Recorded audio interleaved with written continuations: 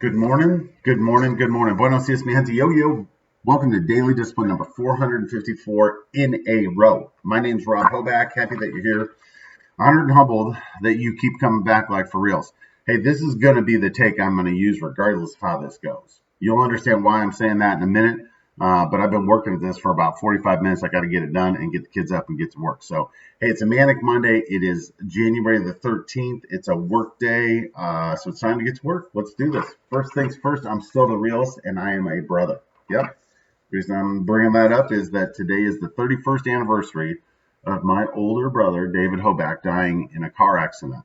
Yeah, tragic, terrible. Keep getting tripped up on that and emotional and off on a tangent. And so we got to do that. So, I'm a brother, right? Regardless of whether my older brother is still alive, I still am his younger brother. Will always be that way.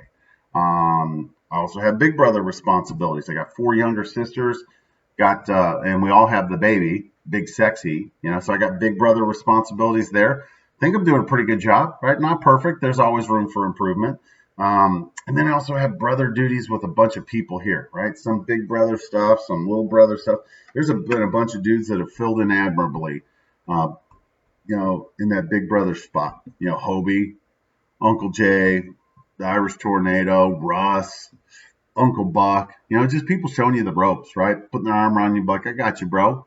And so then I've done the same for others. Like I'm kind of a big brother to Nuke. I was chatting with, um, a lady from work last week that we kind of have that relationship. So, brother stuff, that's a real responsibility. I don't take it lightly. Neither should you. Moving on, my thank yous obviously to my family, both my biological family and my extended family. Um, you know, when you stop and think about all the stuff you think was important when you're younger, you realize, through life events, some of them does that, like none of that other stuff really matters. We think it matters in the moment. It's the relationships, right? Makes it all worth it. You know, Last summer at work, we went through a very difficult launch of a new piece of business over in Europe. And during that, I was introduced to a phrase, Scheiß for Biden, which is German for shit connects. And, talking about how, you go through a difficult situation, you create a bond with people. And, a untimely, unforeseen, tragic death certainly qualifies as a shitty situation. So, Scheiß for Biden to all of you. Love you, appreciate you, and am very, very thankful. So I just want to spend a couple minutes here talking about my brother. We'll talk a little bit about football, and we're going to wrap this up, right? So about my brother. He's 20 years old when he died. Died in a car accident driving home from work. He'd worked third shift. We worked at Steak and Shake together.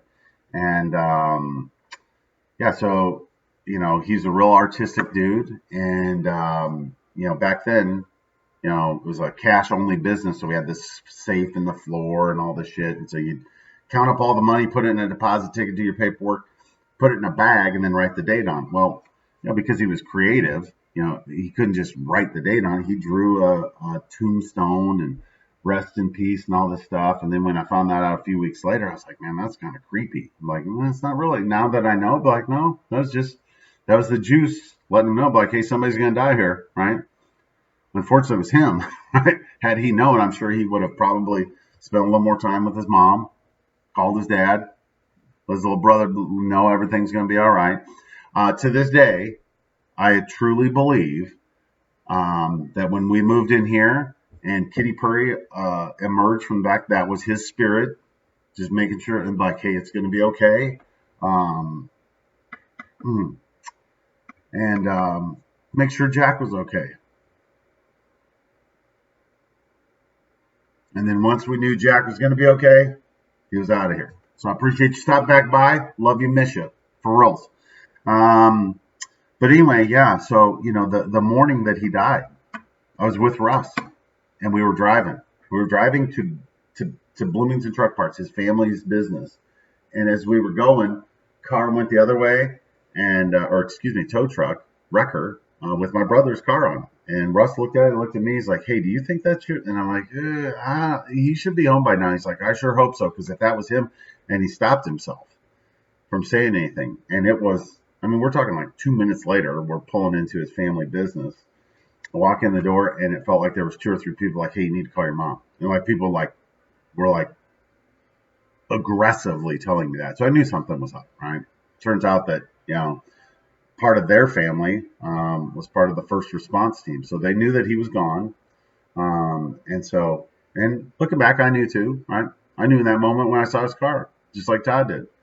And then went to school where my mom worked and where my younger siblings were going to school. And I remember walking in and seeing like the staff pulling my sisters out of class and knowing this is not good.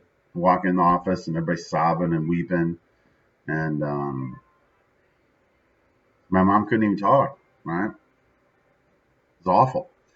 I remember our pastor saying, hey, pulling me aside and like, you're going to have to go to the morgue. You're going to have to ID his body. What? Like, they know who he is. He's like, I know, but it's just it's like one of those antiquated laws. And he's like, you can't send your mom. And my dad was out of town. Later that day, I rode with, an executive from the company that my dad worked at. And we went and picked him up and met him halfway. It was a rough time. So anyway, David was a very kind and generous dude. And to the point where he struggled, laying the hammer down at work. And I mean, you're talking minimum wage workforce, so there's lots of laying the hammer down. And so, he had shared with my dad, he's like, oh, I look up to Rob, he doesn't struggle with these conversations at all. And I told him, like, man, I would rather people love me than fear me, even back then. But, we're all different. And so anyway, isn't it interesting to where that's my biggest dilemma now is, right? Like, juggling that, not feeling like you're constantly being taken advantage of because you're too nice, and knowing that you have the capacity to just be one of those rulers to rule with iron fist. Like, I want to mute that. I don't want to let that out unless I absolutely have to. And so, obviously I looked up to my brother, right? And he knew it. I only had 2 regrets. Number one, I never got into that secret club, right? I remember tasting dog shit one time, eating some hamster treats, jumping off of sheds, jumping off the roof at home, jumping trash cans on my bike, all to get into this secret club that I was never, ever given access to. And as a young guy, I was like, what? Tell me more about this. Who else is in the secret club? He's like, if I tell you, then it's not a secret anymore, is it? So he got me. And the other regret is I wish I could still hear his voice, right? I don't have any audio recordings or anything like that. I mean, I can see him. I have all these memories of, just things we did as a kid. And, I miss him. That's what life's all about. So we'll talk about football tomorrow, right? We'll talk about the Packers being to the championship game. And, I'm sure we'll talk about, the college championship game is tonight. But, today it's about my bro. So I know you're going to hear this. Love you, miss you, bud. My life is amazing. I wish we could just sit down and talk and I could tell you about all the cool shit that I've seen. We talk about music. We talk about football, talk about our family dynamic, all those things, but we just can't. So that's not how life works. So if you do have those people in your life, make sure you call them, tell them that you love them, because there's no guarantee that we'll get that second chance. All right. Hands up. Peace out. We're better together. I appreciate you stopping by. I'll be back tomorrow on a 2 for Tuesday. Look forward to seeing you then. Deuces.